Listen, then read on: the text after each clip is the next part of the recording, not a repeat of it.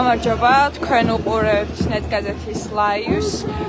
დღეს თბილისში ფილარმონიიდან პარლამენტის მიმართულებით იძრება ყოველკვირეული მარში, შაბათის მარში.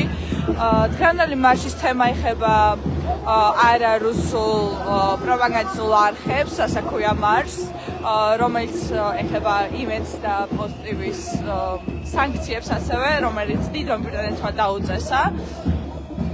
ყოველკვირეული მარში შაბათს იმართება და იგი სხვადასხვა თემებზეა. დღევანდელი თემა, როგორც მოგახსენეთ, არის არარუსულ პროპაგანდისტულ არხებს.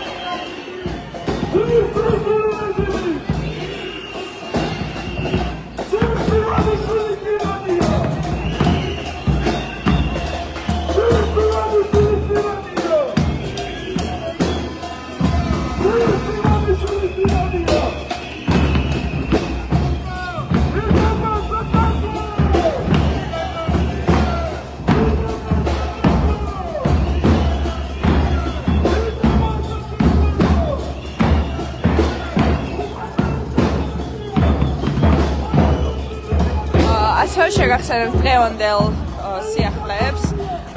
ისრაელი აცხადებდა, რომ ირანზე შეტევა დაიწყო და თეირანში აფეთქებები ხორციელდებოდა.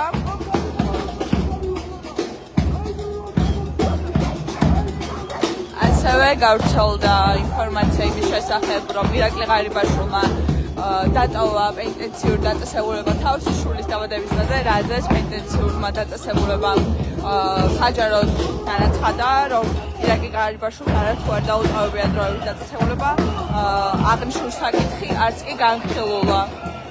შესაბამისად, ისინი არ ადასტურებენ იმ ფაქტს, რომ ირაკლი ღარიბაშვილმა პენტენციურ დაწესებულება დატოვა თავისი შვილის დაბადებისათვის.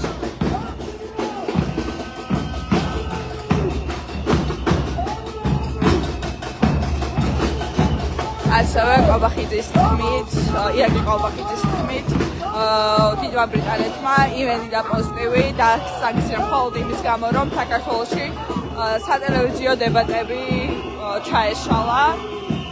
ასევე ვიზიარმა დროებით შეაჩერა ფრენები ისრაელის, დუბაის, აბუ-დაბის და სხვადასხვა ქვეყნების მიმართულებით.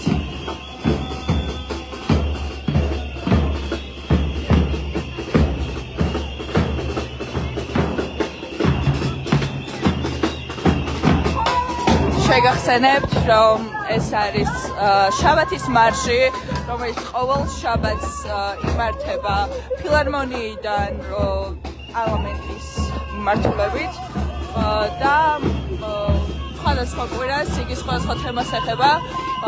ამ კვირის მარშის თემა არის არარუსულ პროპაგანდისტულ არხებს, რომელიც უშუალოდ ეხება დიდი ბრიტანეთის სანქციებს.